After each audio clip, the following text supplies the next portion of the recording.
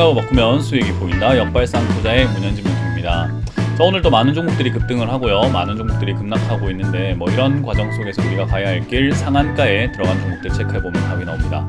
자, 오늘도 도움이 되신다면 좋아요와 구독 그리고 알람 설정까지 반드시 부탁드리고요. 바로 한번 출발해 보도록 하겠습니다. 자, 그리고 이번 주 목요일에 제가 무료 강연 준비했습니다. 아마 2021년 마지막 강연이 되지 않을까 싶은데 2022년에 테이퍼링과 금리 인상 이야기 많잖아요. 그거에 대한 이야기를 좀 해볼까 합니다. 그래서 거기에 대해서 궁금하셨던 분들, 그리고 이해가 잘 안 되시는 분들 오신다면 제가 친절하고 쉽게 알려드려 보도록 하겠습니다.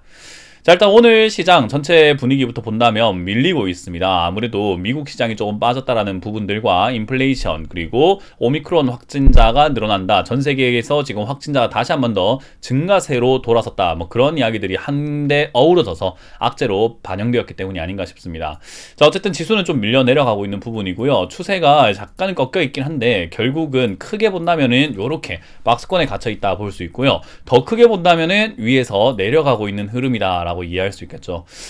그래서 지금 당장에는 큰 흐름, 대세는 하락세 중이구나 라고 생각할 수 있고요. 그 가운데서에 나왔던 반등이기 때문에 제가 이런 자리를 탈출의 기회로서 활용을 해야 된다라고 설명을 드렸던 것 같아요. 그래서 여러분들도 이 부분을 상승이다 라고 생각하고 즐겁게 안일하게 바라보셨던 분들도 분명히 있을 거고요.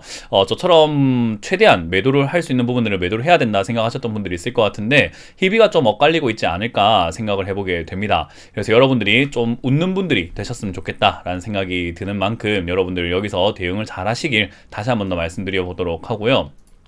일단 저는 추가 하락의 가능성은 계속 있다라고 보고 있기 때문에 역시나 그런 부분들 조심하면서 투자하자라고 설명드리고요. 지금 일단 급등 나오고 있는 기업들 꽤나 많이 있습니다만은 역시 이렇다 할 만한 탄탄한 기업들이 올라오고 있는 것 같지는 않아요. 대부분 좀 우리가 흔히 말하는 잡주 그리고 품절주다라고 할 만한 기업들이 좀 급등하고 있다는 거죠. 상한가에 6개 종목이 들어가 있지만 이렇다 할 만한 종목은 한국전자인증 말고는 딱히 보여지는 기업들이 없다 생각이 들고요. 10% 이상 올라오고 있는 기업들은 14개 종목이 올라와 있는데요. 지금 한국정보인증 그리고 MFM 코리아까지 이렇게 14개 종목들이 급등 나오고 있습니다. 10% 이하로 빠지고 있는 기업들도 꽤나 많죠. 진원종합개발 그리고 일진디스플 그리고 합병 이슈로 급등 나왔던 엑슨GT 이런 것들 빠지고 있고요. 하이비전 시스템, 코스맥스 등등 좀 많이 이렇게 빠져내려가는 부분들 악재와 함께 떨어지는 종목들이 좀 눈에 보입니다. 자, 일단 오늘 상한가에 들어간 종목들 하나하나 살펴볼 텐데요. 먼저 BK탑스부터 먼저 생각을 해본다면요. BK탑스가 이렇게 급등할 이유가 있는 기업인가 라고 하면요, 사실 없습니다. 기업이 바닥에서 기어다니는 기업이고요. 적자도 굉장히 심하고 매출까지 700억 매출이 나오다가 90억까지 이렇게 줄어들게 된 회사가 어떻게 보면 좀 악의 구렁텅이, 뭔가 좀 안 되는 악순환 쪽으로 이렇게 들어가고 있는 기업은 아닌지 싶어요. 그래서 이 기업이 급등할 이유도 없고 올라올 이유가 별로 없는 기업인데 BK탑스가 오늘 올라온 뉴스를 딱 검색해보니까 3자 배정 유상증자 들어온다라는 그 이야기가 있네요. 150억 규모이고요. 최대 주주인지 조금 잘 살펴봐야 되겠지만 3자를 대상으로 최대 주주 맞네요. 최대 주주 대상으로 150억 가량의 증자가 들어온다라고 합니다. 아무래도 경영 정상화의 목적이라고 생각이 드는데 그래도 이렇게 기업이 힘든 상황에서 감자를 선택을 하거나 또는 일반 주주, 구주주라든지 일반 공모 형식으로 유상 증자를 하는 기업들도 꽤나 많은데 3자 배정으로 들어왔다라는 거에서는 좀 기대를 해볼 만한, 조금은 긍정적으로 볼 만한 내용이에요. 왜냐하면 회사가 힘들 때 대부분 대표이사가 욕심이 없다라고 생각이 든다면 결국 3자 배정 유상증자 잘 안 해요. 근데 150억 정도를 대주주가 이렇게 넣는다라는 말을 어쨌든 대표가 또 대주주가 회사에 욕심과 관심이 있다라고 해석을 할 수 있기 때문에 진짜로 살아날지 안 살아날지 괜찮아질지 아닐지 떠나서 일단은 그의 의도, 그 의도 자체는 박수 칠 만한 일이다. 요즘에 주주들을 괴롭히는 기업들 굉장히 많잖아요. 유상증자를 해가지고. 그래서 그런 부분을 생각한다면 올라올 만한 일이 있는 종목은 아니지만 그 의도, 그의 심성, 그 대주주의 어떤 행동 때문에 이렇게 올라왔다 생각이 들고요. 그건 아마 한 5,000원대 이상까지도 끌고 올라갈 수 있는 내용은 되지 않을까 싶기도 해요. 어쨌든 바닥에서 이렇게 돌아서고 있다라는 점. 물려 계시는 분들은 조금 더 기대해 보셔도 좋을 것 같고요. 그게 아닌 분들은 굳이 들어갈 이유까지 없는 기업입니다. 대주주의 의도야 그렇지만 회사가 힘든 건 힘든 거잖아요. 그래서 냉정하게 바라보았을 때 투자 가치는 별로 없는 것 같다. 좀 더 지켜봐야 한다라고 보시면 되겠죠. 자, 그리고 이제 한국전자인증이 급등되어 있습니다. 오늘 급등 나온 이유는 무엇일까? 일단 토스 관련 테마로 엮여 있네요. 토스가 기업 몸값이 8조에서 16조로 올라왔다고 합니다. 그래서 토스 지분을 4%를 들고 있기 때문에 그런 쪽으로 엮여가지고 급등이 되어 있어요. 아무래도 토스가 이제 기업의 가치가 굉장히 높아지고 있는 것이 현실이기 때문에 그런 점 생각해 볼 때 한국전자인증 지분 가치가 올라가는 건 좋은 이야기가 맞죠. 근데 대부분 지분 가치 때문에 올라왔던 기업들, 쿠팡이라든지 뭐 여러 가지 야놀자 지분이라던가 카카오뱅크 지분이라던가 또는 이런 뭐 크래프톤 지분들, 그런 지분을 갖고 있던 회사들의 말로가 어떻게 됐냐면요, 주가 급등 이후에 전부 다 폭락하고 올라오질 못하는, 다시는 올라가지 못하는 그런 일이 발생이 되고 있죠. 그래서 사실 뭐 이상 급등이라고 해서 지분 가치로 급등하는 것은요 좋은 내용까지는 아닙니다. 적당히 그냥 매도하고 나가야 되는 것이 맞지 않나 생각이 들어요. 그래서 한국전자인증도 저는 개인적으로는 11,000원 정도까지 올라왔으면은 충분히 많이 올라오는 것 같다. 지금 거래량과 힘을 봤을 때 뭐 11,000원에서 12,000원 정도까지 갈 수 있을 것 같은데 그 이상은 노리지 말자. 그냥 깔끔하게 욕심을 버리고 정리하고 나오시는 거 어떨까라고 생각이 듭니다. 자, 그리고 세 번째 A루트입니다. A루트 같은 경우도 뭐 마스크 제조도 하고 프린터도 만들고 뭐 신용카드 조회기도 만들고 여러 가지를 하고 있는데, 회사가 업황으로 봤을 때 그렇게 나쁜 구조는 아닌 것 같지만요, 지금 적자가 많이 나고 있어요. 그래서 회사가 제대로 하고 있는 기업 그 업종이 하나도 없다라고 보시면 되고요.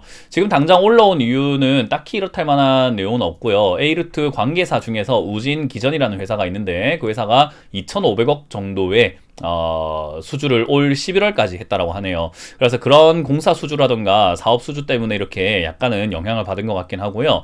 A루트는 일단은 하고 있는 회사 그 자체 내용으로는요 별 볼 일 없어요. 그래서 딱히 이게 올라올 만한 이유가 있나, 그리고 앞으로 더 올라갈 건가라고 했을 때는 좀 애매합니다. 그래서 이 기업은 사실은 들고 있는 분들은 조금 빠르게 정리하시는 게 맞다라고 생각이 들고, 이런 걸 장기 투자하신다면은 정말 장기로 괴로울 수밖에 없어요. 장기 고문에 가까운 거죠, 투자가 아니라. 그래서 이런 거는 빠르게 정리하시자라는 전략을 드려볼 수 있겠네요. 코이즈 지금 연상한가 5번째입니다. 뭐 제 예상하고 완전히 다르게 가고 있는 것 같아요. 역시나 이런 폭등, 사람들의 광기라고 표현할 수 있을 것 같은데요, 매수세가 이렇게 막 몰려 들어오는 것을 우리가 예측한다는 것은 굉장히 어렵습니다. 저도 보세요, 3,000원 정도에서 그만 갈 것 같으니까 정리하는 게 맞겠죠, 별 볼 일 없는 내용입니다 라고 이야기를 했는데 7,000원대까지 지금은 5연상 가고 있습니다. 어떤 누군가는 저를 비난하고 있을지 모르겠어요. 3,000원까지 간다 해서 내가 팔았잖아, 이게 7,000원까지 갔잖아 라고 할 수도 있는데, 글쎄요, 그거를 맞출 수 있었다면 정말 큰 도움을 드리고 싶은데 모르는 걸 어떡합니까? 모르는 걸 모른다고 하지. 그래서 이거는 더 갈지 안 갈지를 알 수 있는 영역은 아니에요. 이렇게까지 갈 내용이 아니라서 이제는 갈 내용이 아니었는데 갔다라고 해서 무조건 좋다라는 게 아니라, 갈 내용이 아니니까 올라갔으니까 이건 지금 굉장한 거품이거든요. 그래서 자칫 잘못하면 이거는 여러분들이 이제 와서 한번 사보겠다라고 생각하신다면 크게 다칠 수 있는 종목이 되겠죠. 그래서 그냥 내 거 아니다 뭐 이런 것도 있구나, 그냥 남이 잘 됐다, 남이 로또 1등 당첨됐다라고 하면요, 에이씨 내가 이번 주 로또 샀으면 나도 1등이었을 텐데 라고 생각할 수는 있지만, 그것 때문에 괴로워하거나 남을 비난하거나 그것 때문에 내 인생이 꼬여가지고 집에서 로또 지난주 못 사가지고 힘들어하면서 소주 한잔 마시고 그런 분들은 없잖아요. 그냥 우스갯소리로 이야기하고 내 거 아니다, 에이, 로또 1등 언젠가 한번 오겠지 하고 말잖아요. 그런 것처럼 이상급등 현상은 나에게 그냥 어쩌다 한번 오는 거지, 그거를 막 부러워하고 내가 잡았어야 되는데 그런 건 안 됩니다. 그래서 투자는 어떻게 보면은 자기 정신이 맑은 사람들이 투자를 잘할 수 있다. 그래서 본인의 정신 그 건강을 조금 더 맑게 유지하시기 위해서 이런 거는 쳐다보지 않는 게, 그리고 그냥 내 거 아니다, 이걸로 돈 번 사람들은 그 사람은 뭐 조상이 운이 좋았겠지, 뭐 업보가 좋았겠지라고 생각하고 말아버리세요. 그래서 이거는 저는 보지 말자, 쳐다볼 필요가 없다라고 말씀드리고요. 에디슨 EV가 쌍용차 인수에 실패하는 모습이 나왔었죠. 뭐 이제 대출, 그러니까 돈이 자금 조달이 안 되기 때문에 쌍용차 인수가 좀 안 될 수 있다라고 했는데, 그래도 놓치지 않을 거야, 앞으로 계속 시도할 거야 라는 그런 기대감들 때문에 과하게 빠졌던 종목이 과하게 올라오는 모습으로 나오고 있는 것 같습니다. 단기 반등으로 예상이 들고요. 이 단기 반등은 3만원 이상 때까지 충분히 올라갈 수 있을 것 같긴 해요. 지난번에 올라왔던 힘이 있기 때문이죠. 그래서 이번에도 3만원 이상 때까지 일시 반등은 나올 수 있을 것 같은데, 그게 지속이 될 것 같지는 않으니 그냥 깔끔하게 정리하고 나가는 쪽으로 보시는 게 좋습니다. 오랫동안 물려 계셨던 분들도 마찬가지가 될 것 같고, 저 고점에 물리신 분들도 마찬가지가 될 것 같습니다. 안타깝지만 본인의 과오에 의해서 이렇게 손실이 난 거니까 조금 인정하시는 부분이 필요하겠죠. SNK가 급등하고 날아가고 있습니다. SNK는요 자진 상패 때문에 올라오고 있어요. EGDC죠. EGDC가 한 주당 37,100 197원에 매수한다라고 이야기를 했어요. 자진 상패가 뭐냐? 상패를 시키겠다라는 거죠. 그럼 상패를 시키기 위해서는 뭐가 필요합니까? 지분을 제가 지금 정확하게 분석을 하고 말씀드리면 좋은데 지금 제가 가물가물합니다. 아마 지분이 95%인가까지 이렇게 인수를 해야 될 거예요. 자기가 다 들고 있어야 결정을 할 수 있는 거죠. 그러니까 대주주가 상패를 마음대로 시킬 수 있는 게 아니라 상패를 시킬 거면은 확실하게 지분을 다 매수해가지고 자기 걸로 지분을 거의 95% 압도적인 지분율을 갖고 있어야 됩니다. 그래서 아마 95%였는지 98%였는지는 제가 정확하게 알 수는 없는데 지금 기억이 가물가물해서요. 그래서 그런 부분들이 있다라고 보시면 되고요. 그런 룰 때문에 자진 상패를 위해서 싸게 사면 아무도 안 팔겠죠. 그래서 37,000원에 매수하겠다라고 이야기해서 37,000원까지는 그냥 올라갈 수밖에 없는 상황입니다.